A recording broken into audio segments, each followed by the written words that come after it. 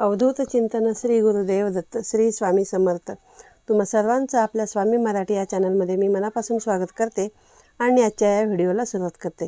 तर आज मी तुम्हाला सांगणार आहे की अक्षय तृतीयेला आपल्या घरामध्ये माता लक्ष्मीची अखंड कृपा राहावी, आपल्या घरामध्ये सुख शांती संपत्ती ऐश्वर्य कसे राहील यासाठी आपल्याला तुळशीला एक वस्तू वाहायची आहे। ती वस्तू काय वाहायची आहे हे आज मी तुम्हाला सांगणार आहे। तुम्हाला माहीतच आहे की अक्षय तृतीया हा एक दिवस भगवान विष्णूंना समर्पित आहे। भगवान विष्णूंना तुळशी ही अतिशय प्रिय आहे, त्यामुळे न चुकता या दिवशी हा उपाय कोणीही करू शकतो। अक्षय तृतीयेच्या दिवशी हा उपाय तुम्हाला करायचा आहे। 3.5 शुभ मुहूर्तांपैकी अक्षय तृतीया हा एक शुभ मुहूर्त मानला जातो। त्यामुळे आपण अक्षय तृतीयेच्या दिवशी जे काही करतो जे काही चांगलं काम करतो ते अक्षय आपल्यासोबत टिकून राहतं।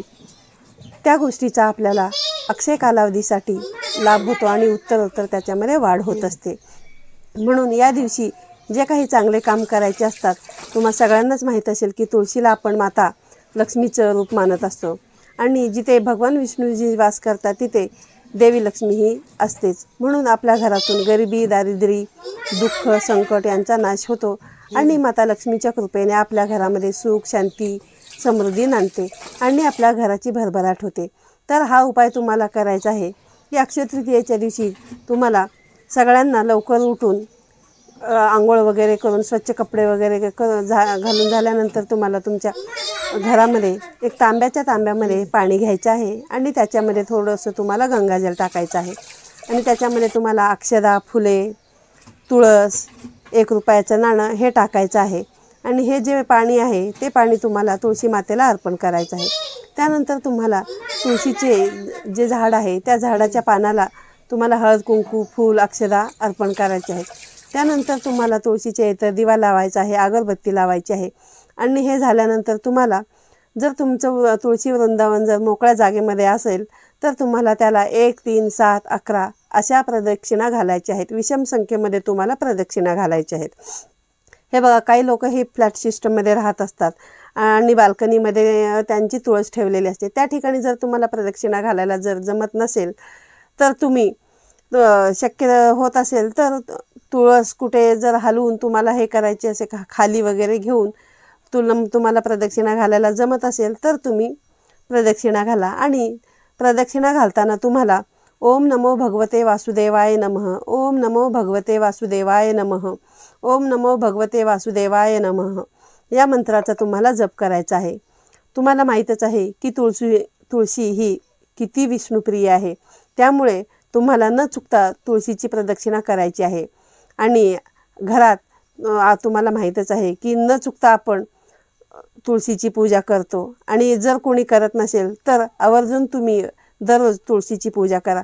ज्या घरामध्ये तुळशीची पूजा न चुकता होते त्या घरामध्ये विष्णूंचा वास असतो आणि ज्या घरामध्ये भगवान विष्णूंचा वास असतो त्या घरामध्ये माता लक्ष्मी नांदत असते आणि ज्या घरामध्ये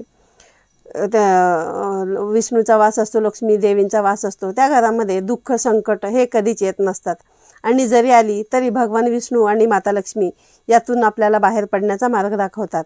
त्यामुळे तुळशीला रोज अगरबत्ती दिवा हा लावलाच पाहिजे आणि अक्षय तृतीयेच्या दिवशी तुम्हाला तुळशीची ही जी काही मी तुम्हाला सांगितले हे अशा प्रकारे पूजा करायची आहे आणि अक्षय तृतीयेच्या दिवशी तुम्हाला संध्याकाळी गाईच्या तुपाचा दिवा न चुकता तुळशीला लावायचा आहे आणि ज्यावेळेस तुम्ही संध्याकाळी हा दिवा लावाल त्यावेळेस पण तुम्हाला ओम नमो भगवते वासुदेवाय नमः, ओम नमो भगवते वासुदेवाय नमः या मंत्राचा जप करायचा आहे।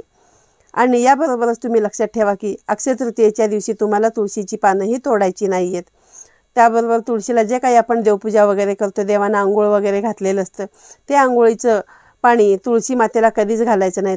तुळस सोडून तुम्हाला हे पाणी इतर कुठल्याही झाडांना टाकू शकता आणि तुळशीची पानं त्या दिवशी तोडायची नाही। आणि जर तुम्हाला तुळशीची पानं तोडायचीच असतील तर 1-2 दिवस अगोदर तुम्ही तोडून ठेवा आणि जर या दिवशी तुम्ही तुळशीची पानं तोडली तर माता लक्ष्मीचा अपमान होतो।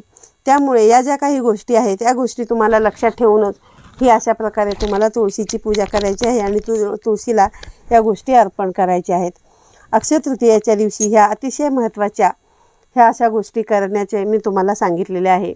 आणि जर कोणाकडे तुळशीचे रोप नसेल तर तुम्ही अक्षय तृतीयेच्या दिवशी एखादं छानसं तुळशीचं रोपसुद्धा तुम्ही तुमच्या अंगणामध्ये लावू शकता. जर अंगण नसेल तर तुमच्याकडे तुम्ही फ्लॅट सिस्टममध्ये राहत असाल तर छोट्याशा कुंडीमध्ये सुद्धा तुम्ही एक छोटंसं तुळशीचं रोप लावलं तरी चालेल. पण तुळशीचं रोप हे प्रत्येक घरामध्ये असलंच पाहिजे. त्यामुळे तुम्ही तुमच्याकडे जर तुळस नसेल तर या दिवशी तुम्ही तुळससुद्धा लावू शकता. अक्षय तृतीया हा खूपच महत्त्वाचा दिवस आहे आणि आता जो काही मी उपाय सांगितला आहे तो उपाय तुम्ही नक्कीच करा. आणि व्हिडिओमध्ये सांगितलेली माहिती तुम्हाला जर आवडली असेल तर व्हिडिओला लाईक करा, शेअर करा आणि तुम्ही जर चॅनलवरती नवीन असाल तर सबस्क्राईब करायला विसरू नका, जेणेकरून यापुढे मी असेच नवनवीन व्हिडिओ टाकेन ते तुम्हाला बघायला मिळतील. तर पुन्हा एकदा भेटूया अशाच नवीन आणि माहितीपूर्ण व्हिडिओमध्ये. श्री स्वामी समर्थ.